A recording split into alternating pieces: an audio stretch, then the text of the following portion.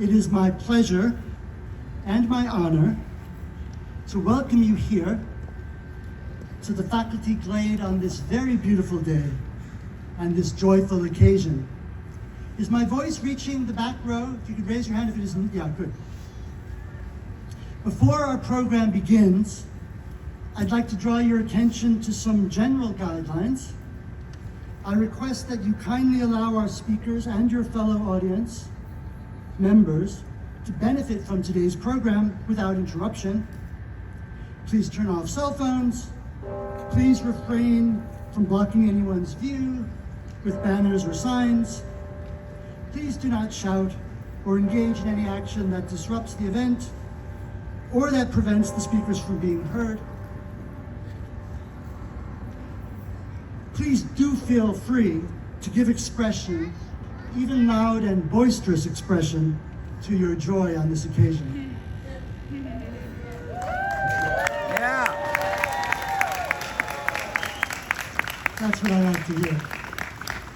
We're here to celebrate the 2024 graduates of Berkeley's program in philosophy. The philosophy department at UC Berkeley was founded 140 years ago in 1884.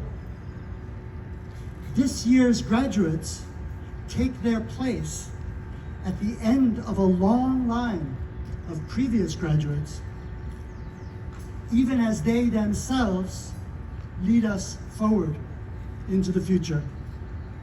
An occasion such as this is an opportunity to remark on and experience and also celebrate this pageant of the generations.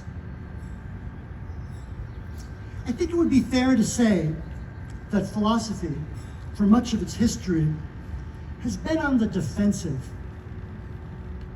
When Socrates was put on trial at the end of the 4th century BCE for corrupting the youth of Athens, it was philosophy itself, in a way, that was put on trial. Today, it is not uncommon for people to view philosophy with something like suspicion. Whereas other sciences produce knowledge, news you can use, philosophy, say its detractors, does little more than curate debates, which in turn never yield anything like final, settled, positive agreement. And so the question of the value of philosophy is, and has been since Plato's day, one of philosophy's urgent questions. For a somewhat more contemporary example of the way this plays out, consider a remark made by Alan Turing, whom some of you will know as the mathematician whose work laid the foundation of the modern computer and for what we now call AI. According to Turing, the question whether machines can think, which some of us might insist is an important problem opened up by Turing's work, is itself, and I quote Turing, too meaningless to deserve serious discussion. I read this as a swipe against philosophy. Now, computers have come a long way since Turing's day. That's an understatement. The new technologies of AI are changing the way we work and create in science and the arts, as well as in business, industry, and indeed in ordinary life. But it is striking that despite this, or maybe because of it, philosophical questions, such as whether machines can think, or to put it in the more modern variant, whether large language models are conscious, or whether artificial neural nets can be minds, are today more pressing, more urgent, not less than they were in Turing's day. Which is a reminder that a dismissive attitude to philosophy doesn't put philosophy and its concerns to rest. Philosophy, and this is one of the remarkable things about philosophy, is dedicated to the thought that it can be productive, even radically productive, transformative, to engage a question such as, can machines think? Not despite the fact that we lack methods for settling the question, as Turing was right to observe that we did, but precisely because we lack such methods. James Baldwin once said of art that its aim is to uncover the questions that have been hidden by the answers. He might have been writing about philosophy. As philosophers, we engage philosophical questions not exactly to answer them, but to bring into focus the ideas, the ways of thinking, the assumptions that all the answers would seem to take for granted.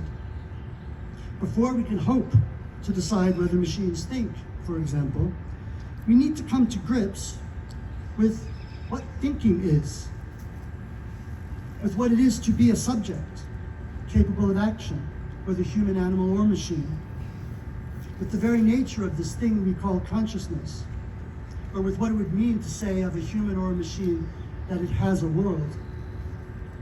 Part of what makes philosophy so hard is that philosophy poses these hidden questions. It poses the questions that cause us to run up against our own habits of thought and talk. This was, in fact, Socrates' method. We like to say philosophy begins in conversation, in dialogue, and that Socrates' method was an oral one. But Socrates, I think the record shows, was a very bad conversationalist. He was more like a skillful interrupter, always challenging people to shut up, to stop talking and start second-guessing themselves, to break with their own habits of thought and talk. So it's no surprise, in a way, given that he met with resistance, or that philosophy continues to meet resistance today. It may be true that philosophy doesn't quite produce news that you can use, but far from merely curating debates, philosophy offers us opportunities to think differently, and so to change, that is, to be different. And the history of philosophy, in a very real sense, is our history. All of which is to say that philosophy is an unusual and unusually hard subject. And it takes a special, and I would say even especially courageous kind of person to devote themselves to its study. So right now, at the beginning of our ceremony, I'd like to join you in acknowledging our graduates for their ambition and, yes, their courage in the face of this unusual and unusually hard practice of learning.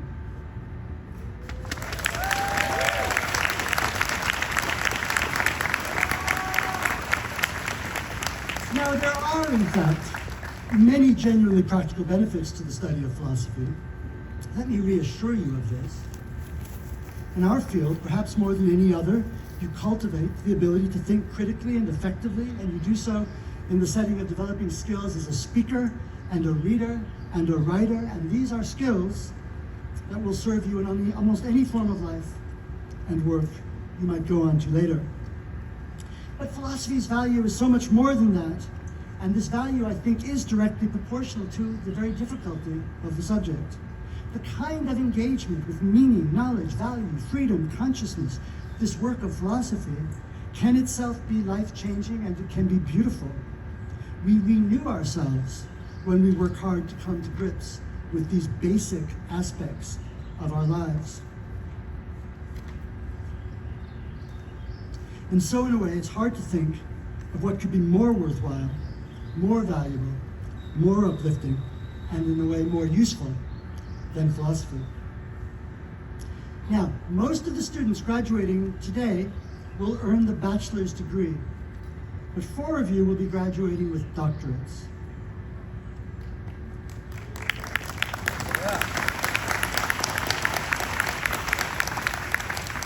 To the assembled parents and grandparents, spouses and children, friends and lovers, I thank you for being here today and for everything that you have done to support your student on their journey.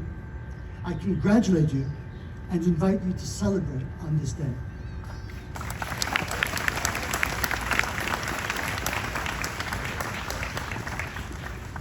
Behind me, in the shade, are the members of the faculty of philosophy here.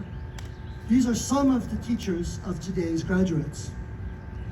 These individuals, my colleagues, my friends, are dedicated to teaching and to philosophy, They are creative leaders in their fields of research, one and all. And they are vividly aware of what the graduates today have achieved, what they have accomplished so that they might be here. So to you, my fellow colleagues, I say, thank you for your achievements as philosophers and for your faithful and kind and energetic work as teachers. It is you too that we celebrate today.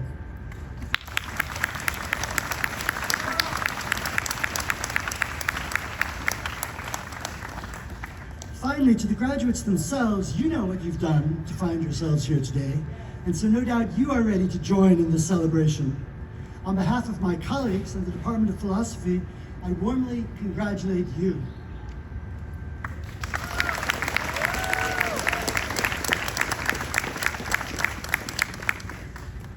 Now, graduation, you know, is a stepping forward. It's a commencement. It's a departure. It's a new beginning. You may be here because of what you've done, but you are facing forward and away in the direction of new places and new challenges. And it is probably the rare one among you who does not set off on this forward path with trepidation and uncertainty, feelings made all the sharper given the tumult and violence in the world all around us, both here at home and it can seem almost everywhere. So on this occasion, let us not only celebrate in the sense of eating and drinking and being merry, but let us celebrate in a deeper and more meaningful way. I want to acknowledge who you are. I invite you to acknowledge who you are and where you have been, and to think openly and honestly and hopefully about where you are headed. Let us recognize then the anticipation and the thrill of this moment, and also its trepidation, the anxiety. We celebrate all of this. Now, I stated that this is a joyful occasion. It's made all the more joyful given the unusual circumstances that the graduates here today have faced along the way. The global pandemic affected your experience of school and college in many ways shaped our life and work together. Most of us, to some degree, whether or not we fully realize this, are still grappling with those changes. More locally, during your time here at Berkeley, the University of California was roiled by a strike on the part of graduate students as well as other workers. This was disruptive for all of us, but for none more so than all of you, graduate students and undergraduate students. And even today, as we gather here, this campus and this country are caught up in conflict. All this is the backdrop, our shared situation. It's the backdrop in which you have done your work. You showed up. You pulled through as individuals and as a community, and we honor you for this. It's a big deal.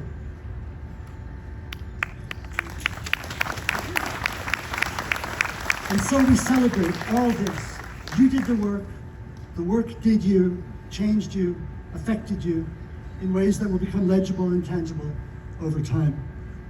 So finally, and again, on behalf of my colleagues in the departments of philosophy, and I'm addressing this to the class of 2024, I thank you for joining us here at Berkeley, for working together with us, your teachers, to make knowledge and teaching happen, and I congratulate you now on this graduation day.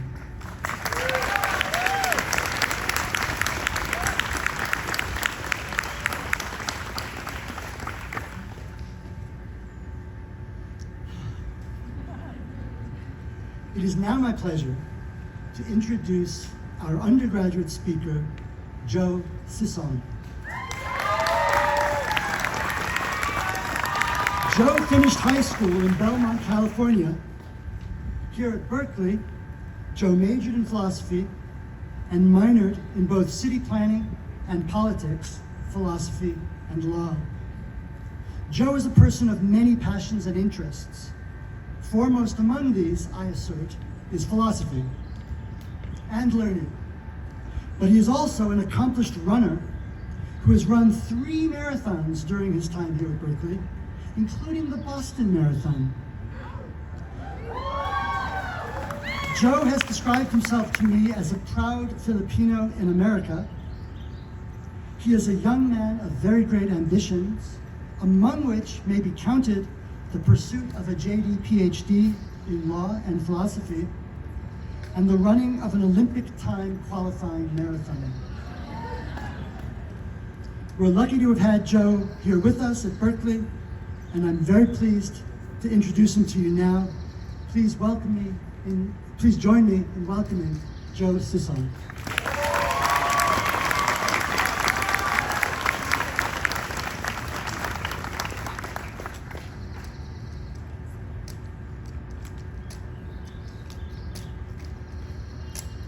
Can you guys can hear me okay in the back? Sweet, awesome. Well, how are you guys doing today? Pretty exciting, right? I'm so happy to be here. Well, thank you, Professor Noe, for the wonderful introduction. I'm truly humbled and honored to be here today. Graduates, faculty, staff, family, and friends, my name is Joe Sison, and it is my distinct honor to be standing before you as the class of 2024 UC Berkeley Philosophy Undergraduate Commencement Speaker.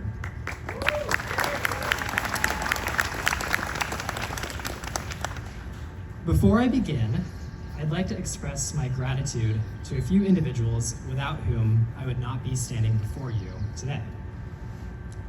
To all of the amazing professors that I've had the privilege of learning from, thank you for sharing your passion and knowledge.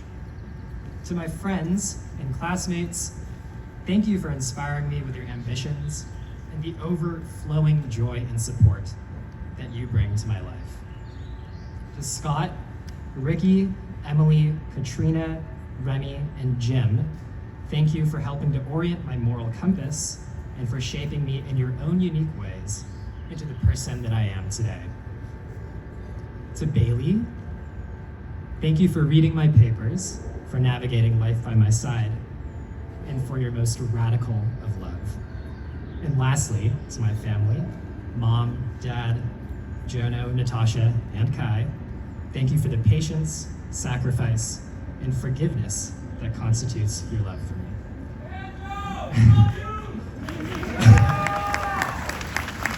I hope seeing me stand here today brings you all great pride. We are gathered here today to celebrate the accomplishments of these graduates, who, after the utterance of a speech act, will be bestowed a philosophy degree from UC Berkeley.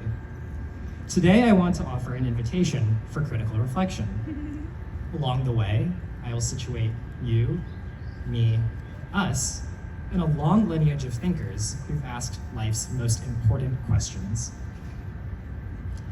I will do this by talking with you about a capacity that I believe we all have, and one that I have good reason for believing that you graduates have cultivated.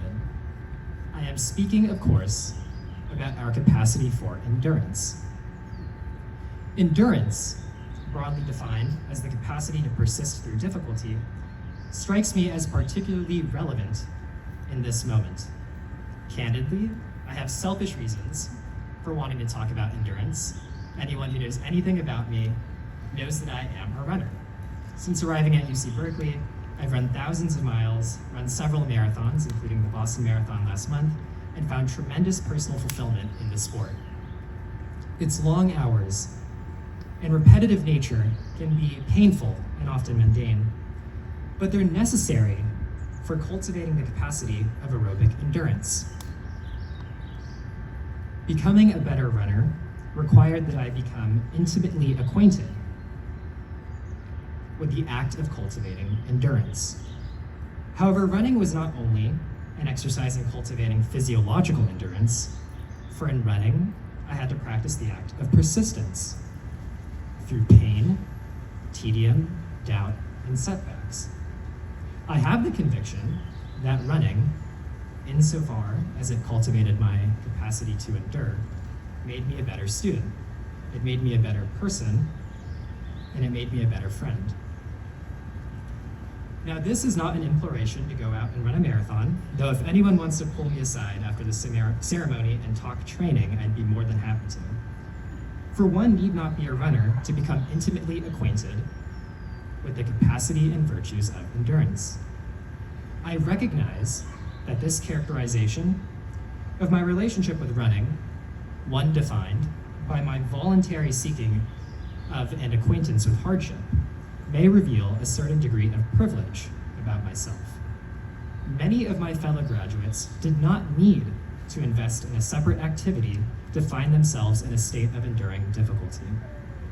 Here I'd like to recognize that many of these graduates endured through and overcame structural and institutional barriers to their education. In this graduating class, we have first-generation college students, graduates of marginalized racial, ethnic, class, and gender identities, graduates born to immigrant parents, graduates who are themselves immigrants, and graduates with disabilities. In this graduating class, we have diasporas who bear the weight of intergenerational trauma. We have graduate students who fought for a living wage. And we have graduates who have funded their entire education. Please join me in recognizing the amazing fortitude, persistence, and endurance of the class of 2024.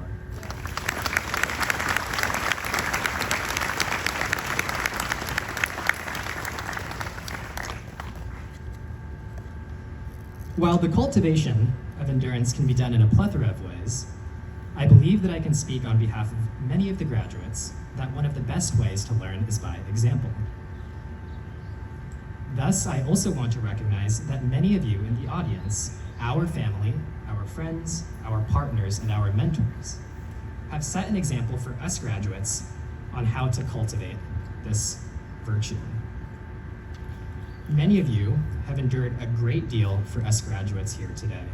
So graduates, please join me in turning around and recognizing the endurance of your supporters, without whom today wouldn't be worth celebrating.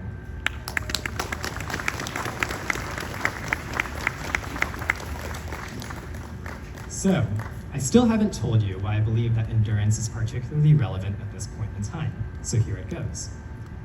I believe that whether we like it or not, to live in this world that we have inherited is to live in a condition of endurance.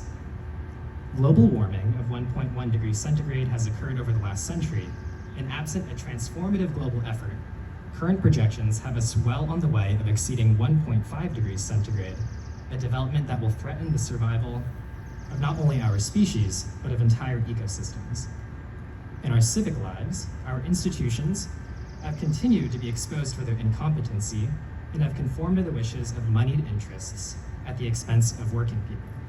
This has gone hand in hand with a rollback of fundamental civil rights, from reproductive and trans healthcare to voting rights, and restrictions on how our bodies can move, act, love, and play.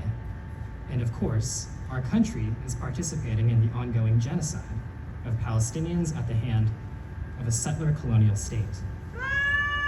And in a final testament to the moral bankruptcy of our institutions, in response to peaceful protests against this genocide, both the state and counter-protesters have used violent force to suppress freedom of speech.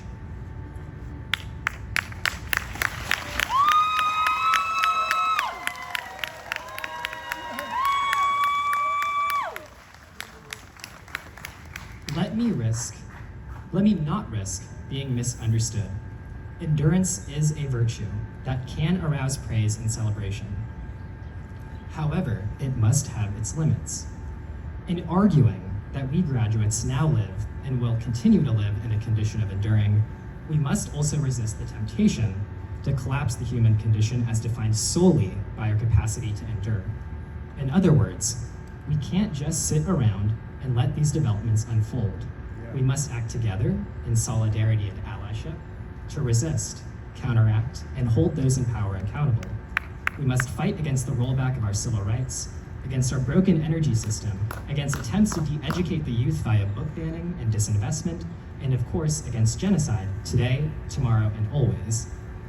And yet, so many of us, graduates included, burdened by the difficulty of enduring the day-to-day and the failures of the system, will keep enduring and won't fight, won't resist, and won't step up.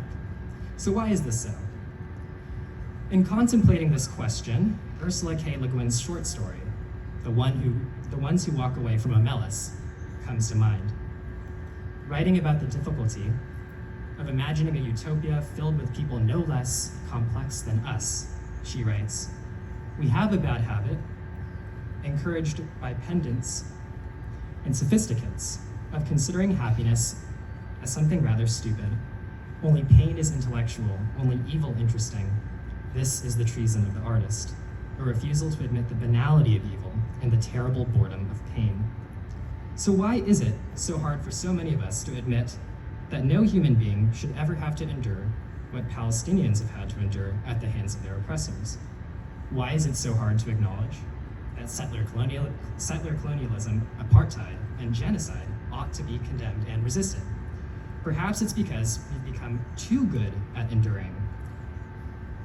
Perhaps some of us graduates need to be reminded that it's okay to grieve. It's okay to struggle with the weight of this grief.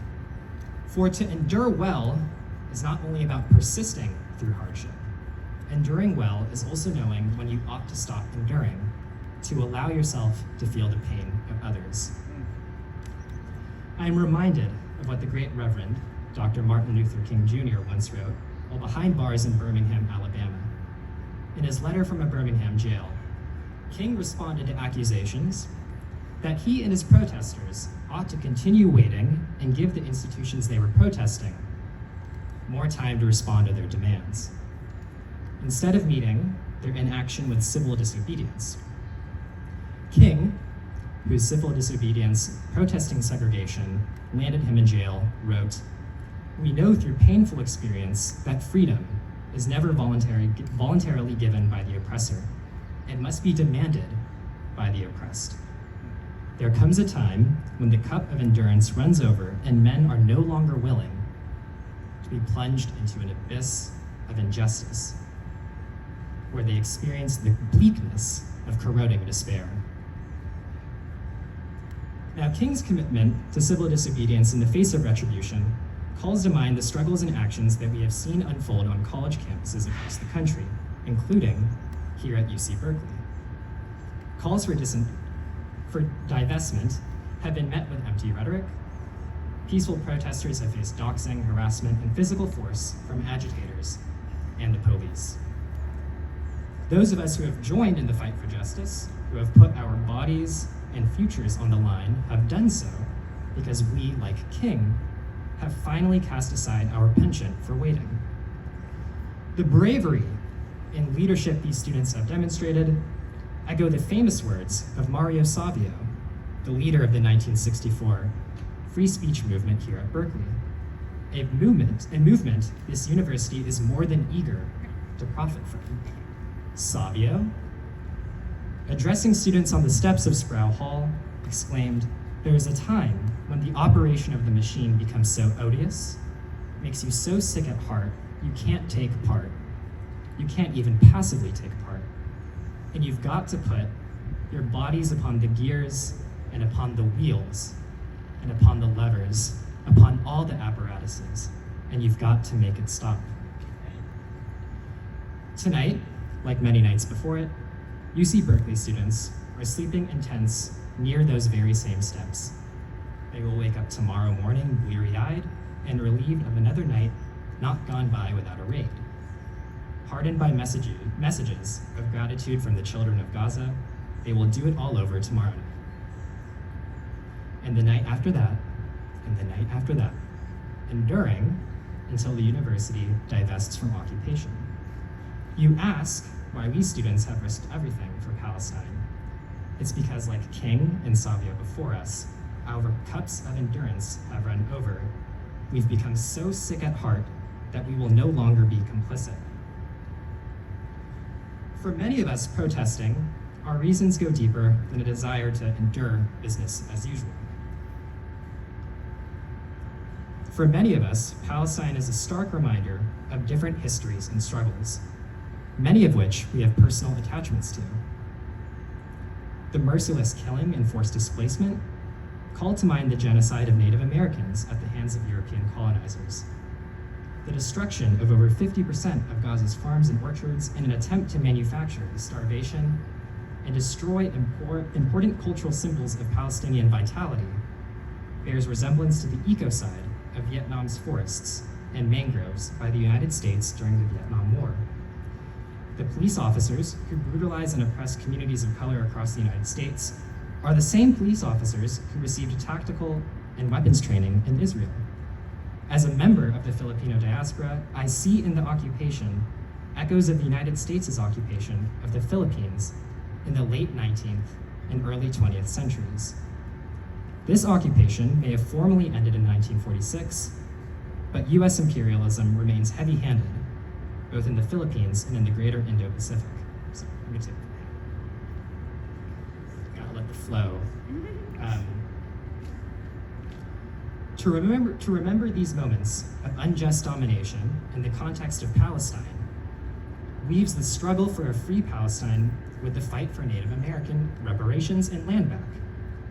The struggle for Palestine goes hand in hand with the struggle for city budgets that redirect funding from police into programs that contribute, not control, feed, not fire, and heal, not hate. And of course, the struggle for a free Palestine demands accountability for US imperialism and militarization in the Pacific. The struggle requires that you acknowledge and pass the moral litmus test that Angela Davis and June Jordan reminded us that Palestine represents. The struggle requires that from Palestine to the Philippines, an end to the US war machine. What this amounts to is the following: a radical rejection of the logic of domination and capital accumulation, and an emphatic embrace of liberation and justice. This is the through line that connects Palestine with us all. So I end with a question I told you I would leave you guys in contemplation. Is the embrace of liberation and justice a sacrifice? Answering this question is, in effect, to answer a further one. What constitutes a life well lived? This latter question has drawn many insights from many a philosopher. I believe it stands the test of time as perhaps the most profound question you can ask yourself today. To ask it is to invite a profound confrontation with meaning, freedom, and life and death itself. I'm not going to tell you how to answer that question, but as I've hoped to remind you today, these are the confrontations you have been well equipped for you have lived a life of endurance, and you've lived a life of philosophical reflection. So with that, I want to say thank you for the time, thank you for the civility, and congratulations to the class of 2024.